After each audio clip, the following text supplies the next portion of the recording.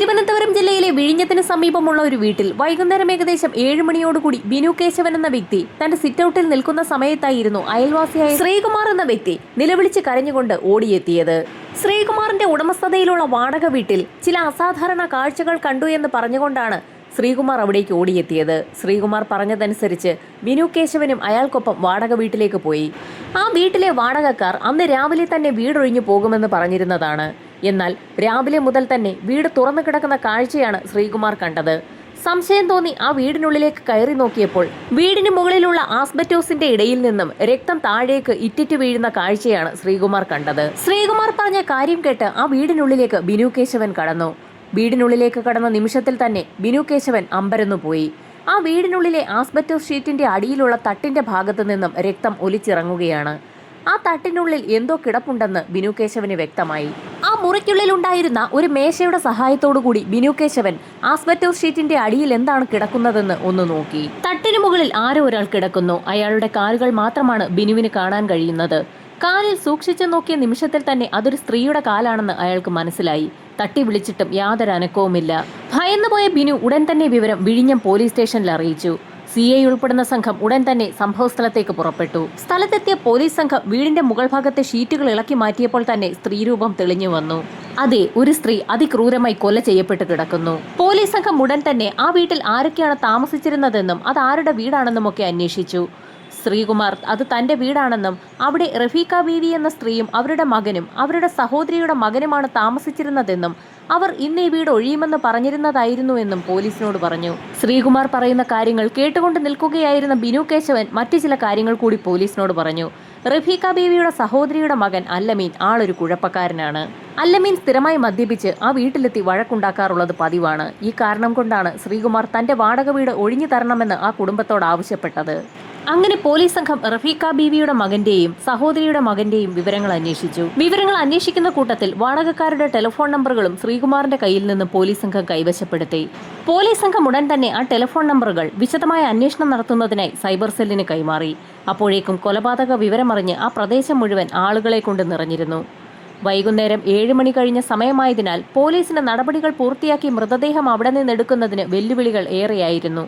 ഈ സമയത്താണ് സൈബർ സെല്ലിൽ നിന്നും CI പ്രജീഷിന്റെ ഫോണിലേക്ക് ഒരു കോൾ എത്തിയത്. മരിച്ച റഫീഖ ബീവിയുടെ മകന്റെയും അല്ലമിന്റെയും ഫോൺ കോളുകൾ അവർ ട്രേസ് ചെയ്തു. അവരുടെ ടവർ ലൊക്കേഷനുകൾ നിലവിൽ തമ്പാനൂർ ബസ് സ്റ്റേഷന് സമീപമാണ്. അവരവിടെ നിന്നും രക്ഷപ്പെടാൻ സാധ്യതയുണ്ടെന്ന് മനസ്സിലാക്കിയ CI വിവരം കൺട്രോൾ റൂമിലും തമ്പാനൂർ സ്റ്റേഷനിലും അറിയിച്ചു. അല്ലമീന്റെ വീട് പാലക്കാടായതിനാൽ അയാൾ അങ്ങോട്ടേക്ക് കടക്കാൻ സാധ്യതയുണ്ടെന്നുള്ള വിവരവും പോലീസുകാർ തമ്പാനൂർ സ്റ്റേഷനിൽ അറിയിച്ചു. അങ്ങനെ പോലീസ് സംഘം തമ്പാനൂർ റെയിൽവേ സ്റ്റേഷനും ബസ് സ്റ്റാൻഡും ഒക്കെ അരിച്ചു പറക്കി.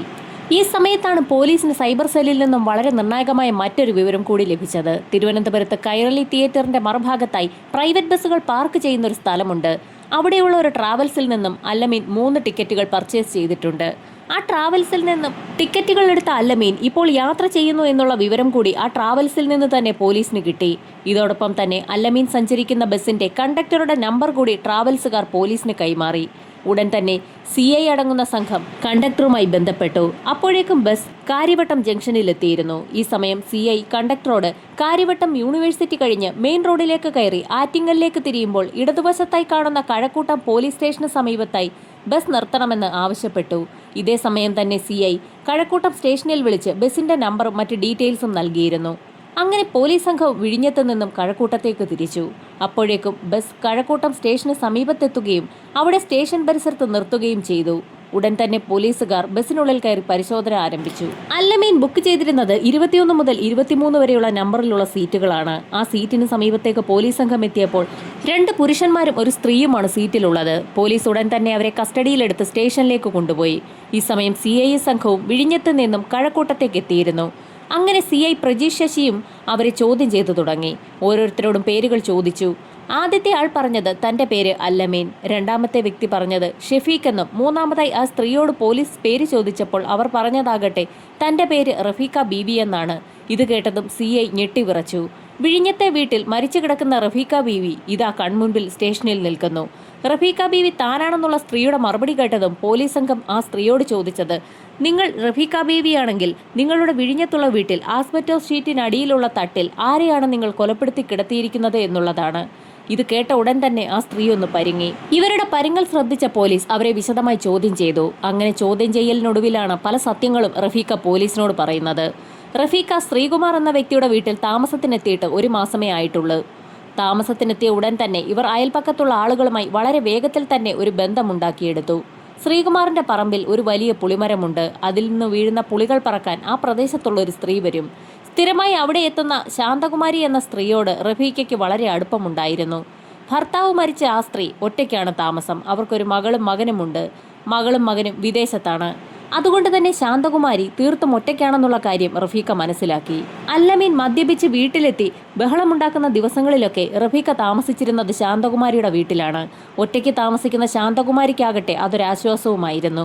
എന്നാൽ അല്ലമീൻ സ്ഥിരമായി ബഹളം വയ്ക്കുന്നത് വീട്ടുടമസ്ഥനായ ശ്രീകുമാറിന് അസ്വസ്ഥതയുണ്ടാക്കി. അങ്ങനെയാണ് അവിടെ നിന്നും ആ കുടുംബം ഒഴിഞ്ഞു പോകണമെന്ന് അയാൾ ആവശ്യപ്പെട്ടത്.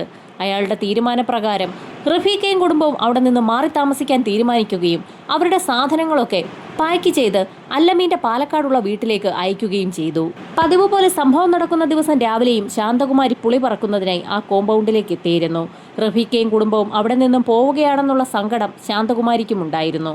അന്നേ ദിവസം ശാന്തകുമാരിയും റഫീഖയും തമ്മിൽ ഒരുപാട് സംസാരിച്ചു. ശേഷം ശാന്തകുമാരി തന്റെ വീട്ടിലേക്കും പോയി. കുറെ സമയത്തിന് ശേഷം ശാന്തകുമാരിയുടെ വീട്ടിലേക്ക് റഫീഖ എത്തി. വീട് മാറി പോവുകയായതുകൊണ്ട് തന്നെ യാത്ര പറയാനാകും റഫീഖ ബീവി എത്തിയതെന്നാണ് ശാന്തകുമാരി കരുതിയത്. എന്നാൽ റഫീഖ വന്നത് മറ്റൊരു കാര്യം പറയാനായിരുന്നു. ശാന്തകുമാരിയുടെ കയ്യിൽ നിന്ന് വാങ്ങിയ പണവും കുറച്ച് പാത്രങ്ങളും നൽകാമെന്ന് പറഞ്ഞുകൊണ്ട് റഫീഖ തന്റെ വീട്ടിലേക്ക് ശാന്തകുമാരിയെ ക്ഷണിക്കുകയും ചെയ്തു. അത് കേട്ട ഉടൻ തന്നെ ശാന്തകുമാരി റഫീഖയ്ക്കൊപ്പം അവരുടെ വീട്ടിലേക്ക് പോയി. ഇരുവരും വീട് തുറന്ന് അകത്ത് കയറി. അവിടെ കുറെ പാത്രങ്ങളൊക്കെ എടുത്തു വെച്ചിട്ടുണ്ടായിരുന്നു. അതിൽ ഏതൊക്കെ പാത്രങ്ങളാണ് ശാന്തകുമാരിക്ക് വേണ്ടതെന്ന് റഫീഖ ചോദിച്ചു. അവർ പാത്രങ്ങൾ നോക്കുന്ന സമയത്ത് പൊടുന്നനെയായിരുന്നു അവിടേക്ക് ഷെഫീഖും അല്ലമീനും കടന്നു വന്നത്. അവരാ വീട്ടിൽ ഉണ്ടായിരുന്നു എന്നുള്ള കാര്യം പോലും ശാന്തകുമാരിക്ക് അറിവില്ലായിരുന്നു. പെട്ടെന്ന് അവരെ കണ്ട് ഭയന്നുപോയ ശാന്തകുമാരിയുടെ കഴുത്തിലേക്ക് റഫീഖ ബീവിയുടെ മകൻ ഷെഫീഖ് ഒരു ഷാളിട്ട് മുറുക്കി. ആ സമയത്ത് തന്നെ അല്ലമീൻ ആ ഷോളിന്റെ മറ്റേ അറ്റം ശാന്തകുമാരിയുടെ വായ്ക്കുള്ളിലേക്കും തിരികെ കയറ്റി. തുടർന്ന് കയ്യിൽ കരുതിയിരുന്ന ചുറ്റിക ഉപയോഗിച്ച് ഷെഫീഖ് ശാന്തകുമാരിയുടെ തലയ്ക്ക് ആഞ്ഞടിച്ചു. തുടർന്ന് ഷെഫീഖിന്റെ കയ്യിൽ നിന്നും ചുറ്റിക വാങ്ങി അല്ലമീൻ ശാന്തകുമാരിയുടെ മുഖത്ത് തലങ്ങും വിലങ്ങും അടിച്ച് പരിക്കേൽപ്പിക്കുകയും കൈവശമുണ്ടായിരുന്ന കത്തി ഉപയോഗിച്ച് അവരെ വെട്ടിമുറിക്കുകയും ചെയ്തു. മരണം ഉറപ്പാക്കിയ ശേഷം ശാന്തകുമാരിയുടെ കഴുത്തിലുണ്ടായിരുന്ന മാല, വളകൾ, ചെയിനോടുകൂടിയ കമ്മൽ, മോതിരങ്ങൾ ഇവയെല്ലാം അവർ ഊരിയെടുത്തു. സ്വർണം ധരിച്ച് നടക്കുന്ന ശീലമുണ്ടായിരുന്നു ആ സ്ത്രീക്ക്. ഇത് നേരത്തെ തന്നെ റഫീഖ ശ്രദ്ധിക്കുകയും ചെയ്തിരുന്നു. അങ്ങനെയാണ് ഏത് വിധേനയും ആ സ്വർണം കൈക്കലാക്കാൻ റഫീഖ തീരുമാനിച്ചത്.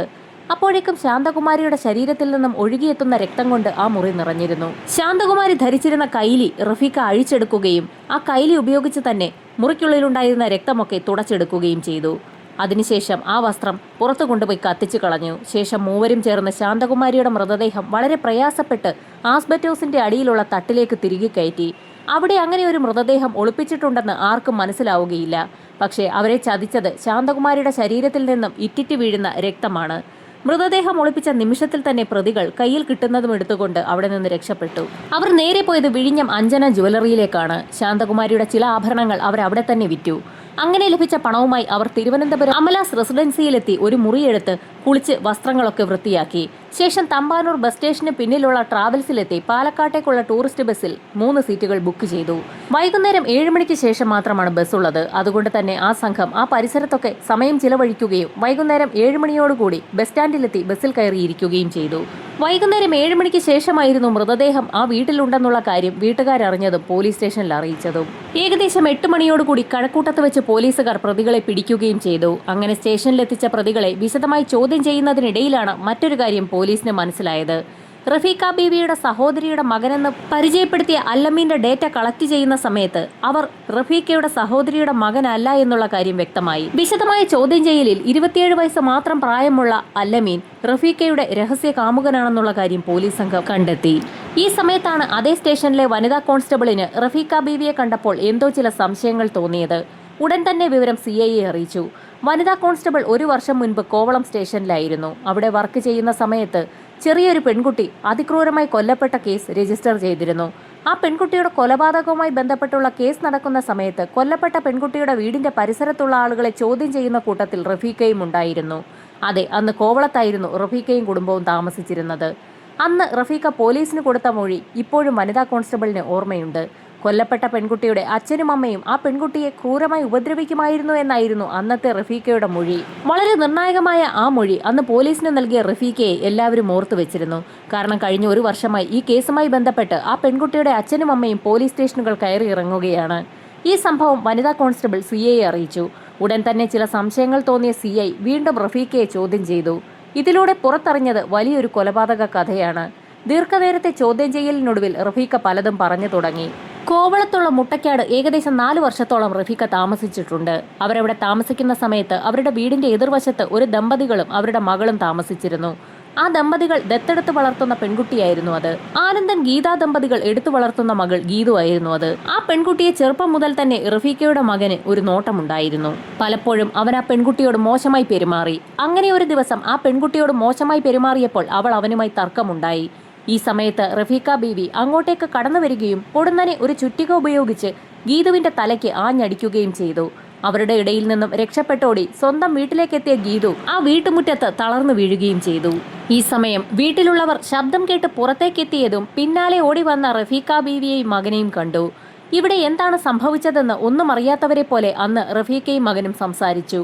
പൊടുന്നനെ അവരുടെ കൂടി സഹായത്തോടെ പെൺകുട്ടിയെ ആശുപത്രിയിൽ എത്തിച്ചെങ്കിലും ഗീതു അവിടേക്ക് എത്തിയപ്പോഴേക്കും മരിച്ചു കഴിഞ്ഞിരുന്നു. പെൺകുട്ടിയുടെ അച്ഛനും അമ്മയ്ക്കുമെതിരെ റഫീഖ മൊഴിയും നൽകി. അവരുടെ ഉപദ്രവത്തെ തുടർന്നാണ് പെൺകുട്ടി മരിച്ചതെന്നുള്ള നിർണായക മൊഴിയായിരുന്നു റഫീഖ ബീവി പോലീസിന് നൽകിയത്. അങ്ങനെ ഞെട്ടിക്കുന്ന 2 കൊലപാതകമാണ് ഒരേ സമയം തെളിയിക്കപ്പെട്ടത്. 90 ദിവസത്തിനകം തന്നെ CI സംഘവും കോടതിയിൽ കുറ്റപത്രം സമർപ്പിച്ചു. തുടർന്ന് നെയ്യാറ്റിൻകര സെഷൻസ് കോടതിയിലാണ് കേസിന്റെ വിചാരണ നടന്നത്. ശാന്തകുമാരിയെ കൊലപ്പെടുത്തിയ കേസിൽ 3 പേർക്കും കോടതി വധശിക്ഷയാണ് വിധിച്ചത്. അതേ കോടതിയിൽ തന്നെ റഫീഖ ബീവി കൊലപ്പെടുത്തിയ ഗീതവുമായി ബന്ധപ്പെട്ടുള്ള കേസും ഇപ്പോൾ നടന്നുകൊണ്ടിരിക്കുകയാണ്. എന്നാൽ കോടതി വിധിച്ച വധശിക്ഷയ്ക്കെതിരെ റഫീഖയും സംഘവും ഇപ്പോൾ ഹൈക്കോടതിയിൽ അപ്പീൽ നൽകിയിരിക്കുകയാണ്. വരും ദിവസങ്ങളിൽ ഹൈക്കോടതിയുടെ നിർണായക വിധി എന്താണെന്നുള്ളത് കാത്തിരുന്നു തന്നെ അറിയാൻ കഴിയും.